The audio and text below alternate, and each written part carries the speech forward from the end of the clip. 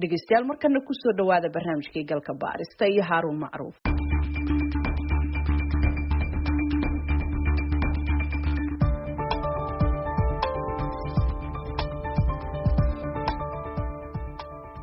dowladda Kenya ayaa dhawaan sheegtay inay doonayso in degdeg loo xiro xeryaha qaxootiga ee Dadaab iyo Kakuma.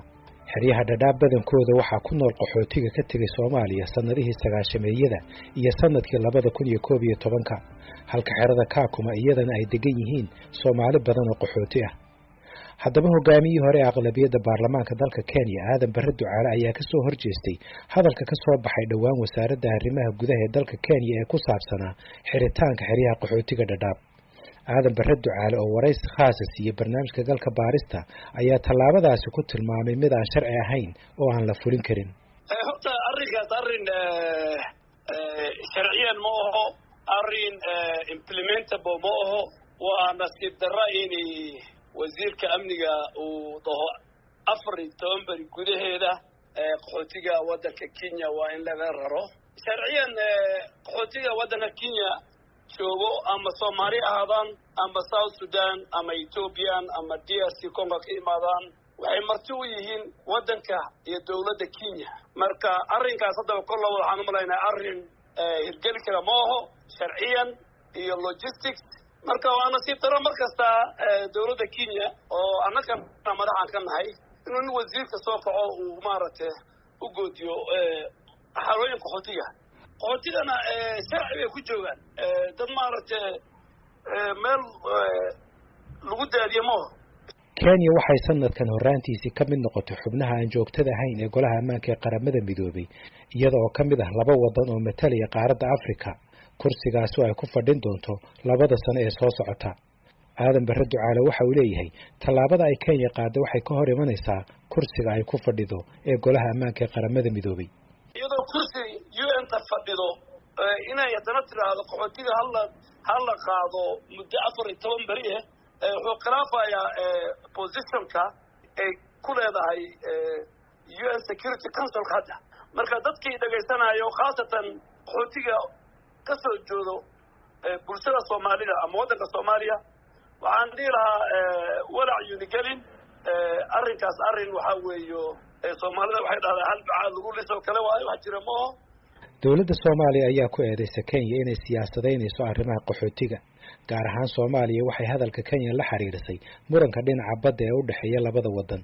safiirka Soomaaliya ee dalka Kenya Maxamuud Axmed Nuur Tarsan ayaa galka baarista uga warramay sababta ay Kenya mar kale u soo cusboonaysiisay hanjabaadda la xiriirta xiritaanka xeryaha qaxootiga. waa khilaafka badda waa maxkamadii oo ay ka gaabsadeen waa go'doomo fara badan bay Kenya ayaamaha wadaa marka taasay ka mid tahay wax kale ma aha. xildhibaan Aadan Barre Ducaale laftiisa ayaa isna qaba in Kenya ay arrimaha muranka badda la xiriirinayso xiritaanka xeryaha qaxootiga. dawladda Kenya waqti kasta waxay sheegataa arrin ku saabsan nabadgelyada inay waqti kasta oo nabadgelyada wax laga sheego qaxootiga wuxuu noqday maaragtay inay ayaka eeda la saaro. marka hadda aan kula hadlayo taqriiban waxaan ka ahayn meelo yar oo ama ban la dhiga ama la soo gala moogi ilaa hadda 2 sano waddanka Kenya xasilooni iyo nabadgelyo ayaa ka jirtay. marka qolob arrimaha waxaan u maleynayaa arrimo ku saabsan maaragtay dooda u dhaxayso waddanka Kenya iyo waddanka Soomaaliya xagga badda taasay tawna mid khusayso qaxootiga ma aho. gobolka waqooyi bari ee Kenya waxaa weerar ka geysanaya ururka Al-Shabaab. weeraradaasi waxa ugu cuslaa kii dhacay bishii Abriil 2015. weerarkaasi oo lagu qaaday jaamacadda Gaarisa waxaa ku dhintay ku dhawaad 150 qof oo u badnaa ardaydii jaamacadda. saraakiisha Kenya waxay xilligaasi farta ku fiiqeen xeryaha qaxootiga ee Dadaab oo ay u aaneeyeen amni darrada inkastoo aysan soo bandhigin wax cadeymo ah. xeryaha Dadaab waxay ku yaalaan gobolka Gaarisa oo laga soo doorto Aadan Barre Ducaale. waxa uu leeyahay qaxootigu wax dhibaato ah kuma hayaan dadka deegaanka. horta xaalada ugu weyn ee qaxootiga ee Dadaab iyo Ifo iyo Agardheere waxay ku yaalaan county aan ka soo jeedo ee Gaarisa. mas'uuliyadda anaga naga saaranahay ummadda Soomaalida iyo madaxda Soomaalida. 30 sano ayaan walaalaha anaga ee gobolka anaga iyo degmada anaga ee deganayeen. waxa dhib oo ay ugu hayaan ma laho. mas'uuliyaddaasna maanta wayna saaran tahay berri baan samaynaynaa waqti sanadka dambaan samaynaynaa markaa 30 sano ayaan qaxootiga magangelyada weliba gobolka waqooyi bari khaasatan degmada ama countiga Garissa ayaan haynay marka dadka degmada u degan madaxdeeda culimada iyo odayaasha iyo bulshada Soomaalida annaka wax dhibaatooyin ay nagu hayaan xarooyinka qaxootiga ma laho dawladda Kenya way ogtahay ugu dambeyn aan danahay bulshada Soomaalida ku dhaqan gobolka waqooyi bari iyo countiga Garissa qaxootiga martibay noo hayeen waa walaalaha annaga waa ehelka annaga welina way joogayaan inta wadankooda uu dib nabadgelyo iyo xasilooni looga helayo xeryaha qaxootiga Dadaab waxaa la furay sanadkii 1991 markii dagaalada sokeeye ay ka qarxeen dalka Soomaaliya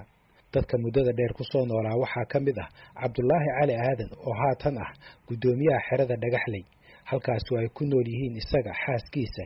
iyo 6 carruur ah oo halkaas ugu dhalatay Cabdullaahi waxa uu ka soo qaxay Salagle oo ka tirsan Jubbada Dhexe arinta waa culays soo kordhay xaqiiqdii waxaad ogtahay inta sanad qaxooteen meeshan u deganaa haddii ma taqaanay la noqonayana dad fara badan baa noqday oo ayagoo iska u noqonaya ama ay caawinayaan inshaar iyo dawladda Kenya ay caawinayaan ayaa dib u noqday dadka ayaga xaqiiqdii sanad may maqnaanin way soo laabteen nolol adkaatay iyo jawi ay la qabsan waayeen iyo meelihii ay ka imaadeen oo weli amniga aan fiicneen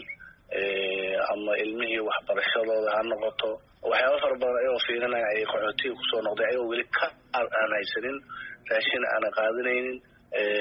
caafimaad aan helaynin ay qaxootiga la dhaxtaayeen marka annaga kuwaas taaba macnaha noo ah aan ku dayanayna sababtoo ah kuwii shalay baxay hadday soo noqdeen marka inta badan dhulka isku dhijinaya waxay leeyahay meel loo noqdo malaha Cabdullaahi Cali Aadan iyo qoyskiisu waxay ka rajo qabeen in dib u dejin looga sameeyo dalkan Mareykanka wuxuuna sheegay in lagu wargeliyay in la dejin doono magaalada St. Cloud ee gobolka Minnesota hase yeeshee wuxuu aaminsan yahay in rajadii uu ka lahaa in dalkan Mareykanka uu deganaansho ka helo ay dhamaatay xilligii uu xukunka hayay madaxweynihii hore ee Mareykanka Donald Trump waxaana bishii December 2018 qoraal loogu sheegay inuusan guuleysanin arjigiisii deganaanshaha Mareykanka xaqiiqdii buufiska annaga ama rajada inaan u soo gudubno wadan saddexaad waxaan ku taagneen muddo 8 sano ah oo wadanka Mareykanka u nasiyay dib u dejin 2016 dhammaadkiisa ay gabagaba ahayd markii fiisihii aan ku bixileen iyo wixii dhan loo diyaariyay waxaa wadanka markiiba madaxweyne ka noqday Trump khadka aan ku jirnay diyaar aan ahayn fiisooyinka annaga iyo wixii dhan halkiiba lagu kansalay maadaama la kansalay waan iska sugnay waan iska aamusneen markaan joogno adigoo sanad iyo bar markaan joogno haddana waxaan loo keenay warqado diidmo ah oo nala leeyahay wadankii Mareykanka oo aadi lahaydeen waa la idin diiday wadanka go'aan buu idinka qaatay ma soo gali karta marka warqadii baan hadda haysanaa marka rajadii aan ka qabnay inaan Mareykan aan soo aadno ama wadan saddexaad aan soo aadno halkii way ku baabaaday Cabdullaahi Cismaan Xaaji Aadan isagana waxa uu ka mid yahay qaxootiga soo degay Dadaab 30 sano ka hor waxaa Dadaab ugu dhashay 12 carruur ah haatan waa gudoomiye ku-xigeenka xerada Ifo waxaa laftiisu uu rajo ka qabay in mar uu deganaansho ka helo dalkan Mareykanka qodobkaasi oo ka mid ah waxyaabaha ku celiya dadka qaxootiga inay ku sii jiraan xeryahaasi Cabdullaahi Cismaan Xaaji Aadan waxa uu galka baarista u sheegay in sababa amni dartood aysan haatan ku habboonayn in qaxootiga lagu celiyo Soomaaliya xeryaha horta haddii la xidho saameyn ba'an bay nagu yeelanayaan hadda waqti xaadirkan waxaan nahay dad degan guryo kule xerada qaxootiga Ifo waxaan nahay dad meherada kule waxaan nahay dad meeshii ay barteen oo nabadgelyo ah ku nool biyo ku haysanaa daawaan ku haysanaa raashin haba iska liitay raashin baan ku haysanaa waxa weeyaan caafimaad bay leedahay waxbarashay meeshu leedahay marka Soomaaliya hadda haddii si khasban loogu rabo Soomaaliya guri nagagama horeeyo waxbarasho nagagama horeyso caafimaad nagagama horeeyo biyo nagagama horeeyaan raashin nagagama hayo wax gacan qabasho aan helayna male waqti xaadirkanna meelaha qaar nabadgelyo kama jirto meelaha qaarna dee xasilooni darro siyaasadeed baa ka jirta waqti xaadirkan inaan Soomaaliya ku noqono suurtagal nooma aha safiirka Soomaaliya ee Kenya Maxamuud Axmed Nuur Tarsan waxa uu xilligan wareysanaya ku sugnaa magaalada London waxa uu kamid ahaa diblomaasiyiintii ay Soomaaliya ka soo saartay Kenya kadib markii ay xiriirka u jartay 15 December ee sanadkii aynu soo dhaafnay markaasi oo Soomaaliya ay ku eedeysay Kenya faragelin arrimaha gudaha ee dalka Soomaaliya eedeymahaasi oo ay Kenyana beenisay waxaan safiirka Maxamuud Axmed Nuur Tarsan weydiiyay qorshaha muddada fog ee loo hayo dadka qaxootiga ah ee ku nool xeryahaasi horta xeryaha qaxootigu ma aha xeryo meel janno ma aha meel janno oo dadku ay nolol maaragtay cajiib ku haystaan maaha waa meel dhibaataysan xerooyin ay dadku ay hurwa ku degan yihiin hurwa bay ku degan yihiin sidaas awgeed qof kasta oo fursad hela oo hadday noqoto waddanka ka helo ama meel kale ha ka helo waxay la tahay inay u dhaami doonto ila tahay xeryaha qaxootiga dadku shaqana ma haystaan waxaan kaa siinaa tacliinta masal halkii textbook ayaa waxaa ka dhaxeeya 100 qofood buu ka dhaxeeya ilmaha iskoolka dhigta 100 qofood ayuu ka dhaxeeya halkii textbook marka waa meel waxbarashadeediina ay sidaas tahay nolosheediina ay sidaas tahay shaqana ayna jirin marka wax oo la isugu dhajiyo hadda amnigaas ay haystaan iyo xoogaa sugitaankaas rajadaas in la qaado wadamo ajnabi in qaadaan rajadaas oo uu jooga moogiye meeshu jannana maaha barwaaqana maaha waxa uga fiican qof kasta waxa uga fiican wadankiisa ayaa uga fiican inuu tago wadankiisa oo ammaan ku helayo hadduu ammaan ku helayo ayaa uga fiican amnigaana muhiim ah inkastoo xeryaha Dadaab ay mar ku noolaayeen dad ku dhow nus milyan qof xilligan waxaa mas'uuliyiinta qaxootigu aaminsan yihiin in tiradoodu ay hoos u dhacday 10,000 oo kamid ah qaxootiga waxay si iskooda ugu soo laabteen Soomaaliya 7 sano ee la soo dhaafay dadka sida weyn uga shaqeeyay soo noqoshada qaxootiga Soomaalida waxaa kamid ahaa gudoomiyihii hore hay'adda qaxootiga qaranka iyo barakacayaasha Axmed Daahir Cabdikariin Nuur haddaan wax yar dib ugu laabto arrinta ilaa 2013 oo markaas oo ay bilaabeen labada dawladeed ee Soomaaliya iyo Kenya bal inay xal u helaan arrimaha dadka qaxootiga tiro 487,000 iyo qiyaastii ahayd markaas oo waliba ka kuma 50,000 iyo Mombasa iyo dadka Nairobi aysan ku jirin tiradaasna heshiiskaas 2013 la saxiixday wuxuu dhalay aakhirkii 2018 Soomaalida ku hartay Dadaab oo markaas ahaan jirtay xerada adduunka ugu weyn qaxootiga inay Soomaalida ku hartay noqoto 237,000 maxay kula tahay in Kenya arrintan go'aankan cusub haddana u gaadhay mar kale u soo rogaalaysa Kenya horta markii ugu horeysay arrinta go'aanada noocan ay qaadato ma ahayn 2016 mar bay qaadatay Garissa markii jaamacadda weerar ka dhici jiray 2017 oo waqtiga maxkamadoodii sare ayaa diiday arrintan oo mar kale ayaa iyadana sidoo kale ayay samaysay laakiin marka ay arrimahaas samayso annaga laba qorshe ayaan mar walba samayn jirnay midda hore waxay tahay inay shaqo socoto hadda waxa ay ku maqaalaa sida UNHCR-ka reportyadooda ku jira sanadkan hal qof lagama keenin sanadkii hore oo dhan hal asbuuc ka yar inta aan anagu hal asbuuc keeni jirnay ayaa sanadkii dhammaa 2020 laga keenay tiro ka yar meesha 6,000 7,000 8,000 ay ka xisaabtami jirnay ama 3-4 flight maalin 2 flight 200 qof 300 qof imaan jirtay ama arrimahan covid-ka iyo ha saamayso laakiin maba jirtoba hadda dhaqdhaqaaq ama xagga lagu aado madaxda sare iyo cid kale aan garanayo ama dad imaanaya midkoodba marka Kenya waa inay shaqo socotaa oo dadkii ay ogyihiin haddii 2 sano hadda aan aniga soo mogaa inta iska xasilay ka bacdi haddii sidaa u socon lahaayeen 200 oo kale ama 100 kale dhimaan lahayd 100 kale waa la control karaa ama waa la xakamayn karaa qodobka kalena wuxuu yahay dawladda Soomaaliyeed waa inay ka hadasho waa nolosha dad Soomaaliyeed inkastoo aysan mudnayn 30 sano ka badan inay qaxooti sii joogaan meeshaas haddana haddayba xaaladii jirto ay la sii joogaan waa in dadkoodaas mar walbaaba ay ka hadasho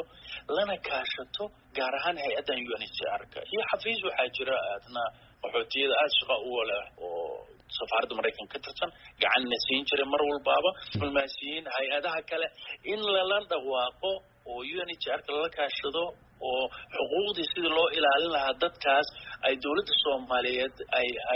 ay u istaagto ayaa qodobka labaad la qodobka horena oo qodobka shaqeynay socotaa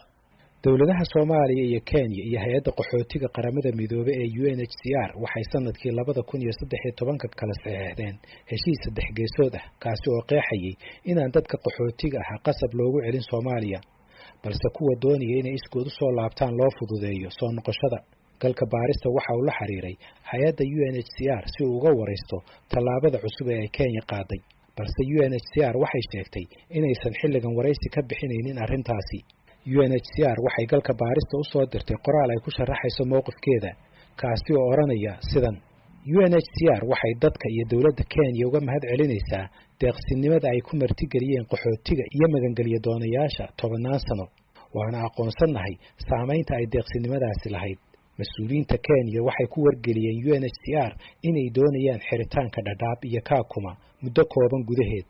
go'aankaasi waxa uu saameyn ku yeelan karaa ilaalinta qaxootiga ku sugan Kenya oo ay ku jirto xaaladda COVID-19 ee xilligan lagu jiro waan sii wadaynaa wada hadalka aan kula jirno Kenya ee arrintan ku saabsan waxaan ugu baaqaynaa dawladda Kenya inay xaqiijiso in go'aan kasta uu horseedo xal ku habboon oo raaga oo la helo iyo in kuwa wali u sii baahan in la ilaaliyo ay heli karaan ilaalintaas UNHCR waxay diyaar u tahay inay ku garab istaagto dawladda Kenya si wadista iyo si xoojinta shaqada socota si loo helo xal nidaamsan raaga isla markaana ixtiraama xuquuqda qaxootiga ayaa lagu sheegay qoraalkii ay UNHCR kaga jawaabaysay tallaabada ay Kenya doonayso inay muddo kooban gudaheed ku xirto xiriyaha qaxootiga ee Dadaab iyo Kakuma dhinaca kalena barnaamijka galka baaristu waxa uu la xiriiray afyeenka dawladda Kenya Cyrus Oguna si aan uga wareysano go'aanka ay qaaday dawladdiisu iyo jawaabta ka timid dhinaca Soomaaliya hase yeeshee afyeenku kama soo jawaabin codsigii wareysi aynu u gudbinay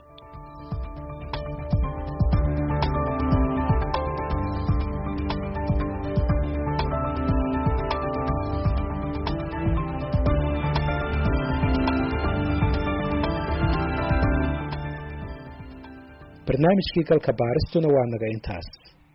inta aynu mar kale kulmi doono waa Haaruun Macruuf oo idin leh nabadgelyo